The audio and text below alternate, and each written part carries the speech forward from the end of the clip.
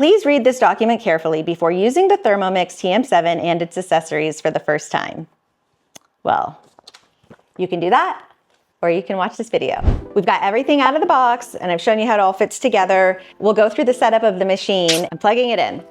All right, then to turn on the machine, you just hit this little button down at the bottom of the screen. It's a really nice big tablet, so you can see the recipes really clearly, and it looks really pretty. It will take a few minutes just to get everything going. All right, here now we're loading whatever it's loading, and soon enough, we'll be on our way to setup. It's loaded. That only took a couple of minutes. Don't be discouraged if it stays on 18% for a while. It will go faster. The first part of it doesn't require the Wi-Fi setup, and then you will connect your device to Wi-Fi, and that's how you're able to get the recipes from your Cookidoo app onto the machine. Very quick setup. Start cooking in minutes. Now we're waiting for this screen. We're so impatient. All right, so now we're gonna push the start button. Okay, we have to pick our language. We're gonna go with the English, US, Canada. Select your country. And one of the reasons it does that, I believe, besides obviously being able to read the recipe, is because of some of the measurements and the way they're presented that are more familiar to if you live in a certain country than another. All right, so only use the official accessories. Don't be trying to get some stuff out of your kitchen that does not go in there. To avoid risk of burns, ensure that the steam opening in the mixing bowl lid are clear at all times. Only use the original accessories designed not to block or cover the steam openings. All right, so when you put the lid on, if this cap is not on when you're cooking, then steam or food can splatter out the top. It's important that you use this unless the recipe specifically says to take it off, or if you're using one of these other devices or one of the other accessories on top. Stop the device when overboiling occurs. It's only going to overboil if you fill it beyond the fill line, and it actually has in here a little measurement so you know exactly how full you can make it without risk of it overboiling. So just follow the recipe and don't go over that line. Lock knife and insulation properly. I can tell you from personal experience yesterday that I did not realize that my lock for the blade was not secure. It was in this position, and the machine still was able to run. And what happened was that my blade was not secure, and then it ended up shredding part of the green that's part of it. So at some point, I'm sure I'm gonna have to replace my blade, but it actually still works. So don't make the same mistake that I did. Make sure that it's always locked into place. Read all the instructions. Well, you know, if you like to do that sort of thing.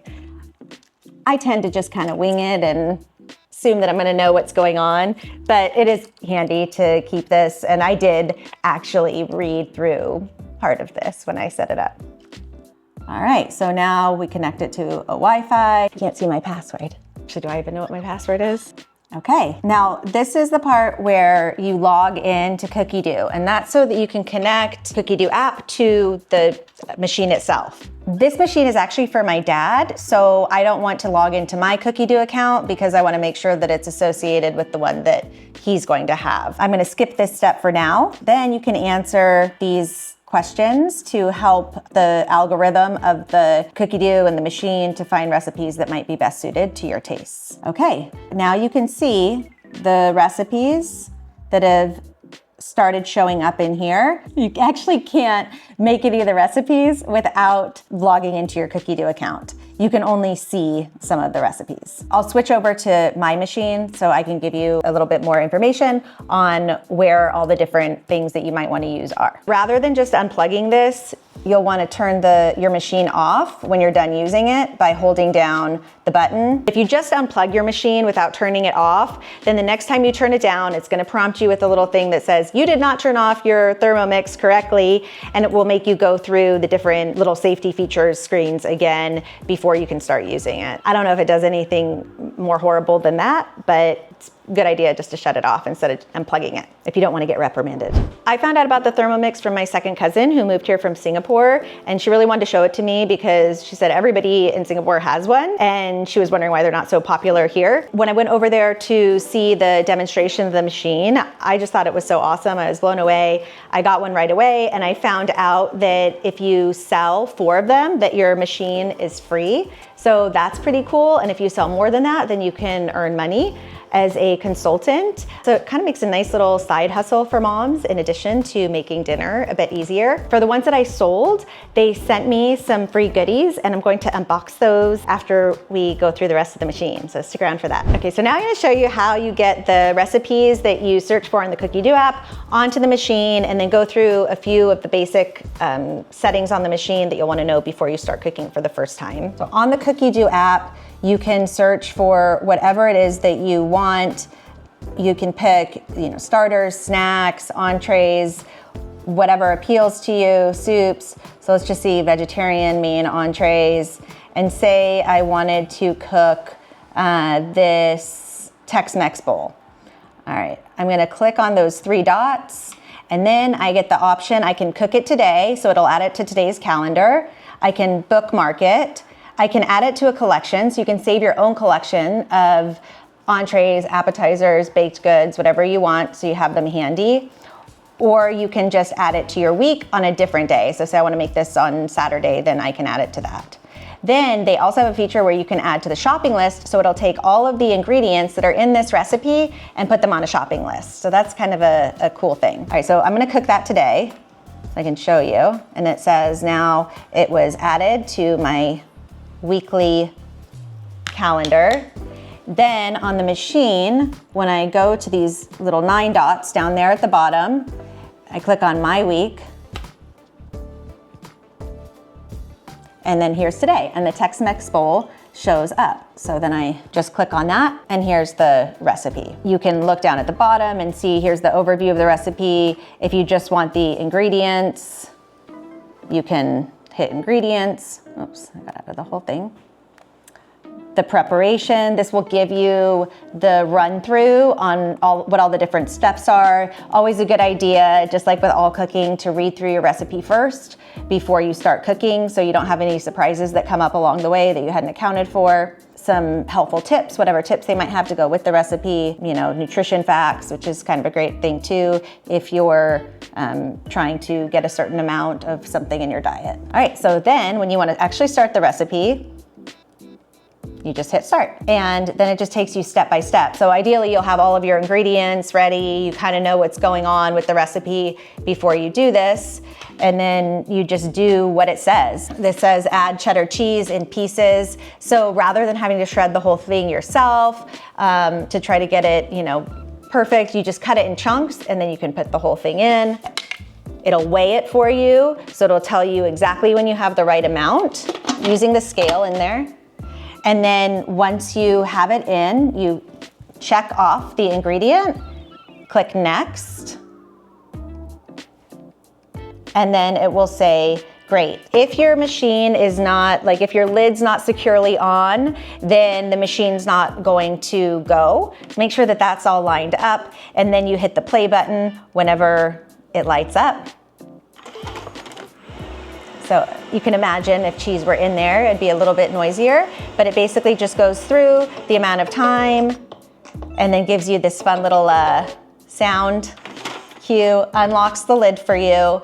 And this is basically telling you here how many seconds it's going to be running that, or minutes that it's gonna be running that particular part of the recipe for, and the speed of the blade. Okay, then it gives you the next instructions. Transfer to a bowl, set aside, and then you just move on to the next step. Another cool feature is that there's a live activities update on your phone. You can set your machine going through the recipe, and then you'll get updated whenever that step is done and you need to come back to the machine. So I'll show you just with this oatmeal, for example. We'll just skip to the cooking step, and then as soon as I press play on here, now I have the activity update, and now it's showing me how much time I have left and what the temperature is. I can take my phone with me into another room and know when it's done.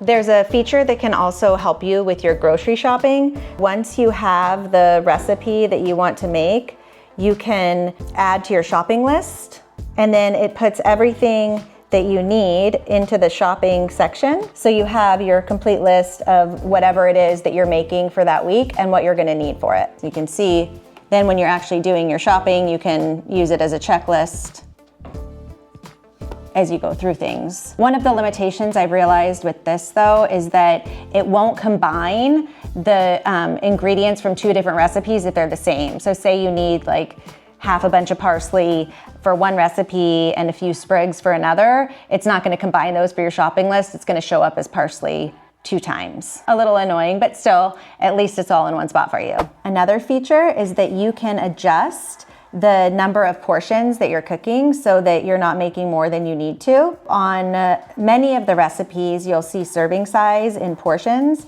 So here I can pick if I want it for 4, for 6, or for 8.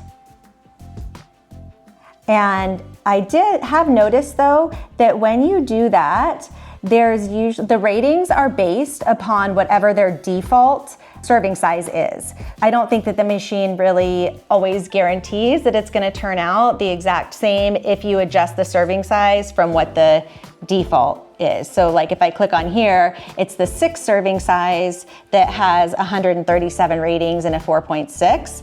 But if I go up to 8 portions, there's only 2 ratings. That might be something to consider, especially for things like baking, where it can be difficult to cut down a recipe too much without affecting the outcome. That's your quick start guide for using the app and starting your first recipes on the machine, the most basic things that are good to know before you get going.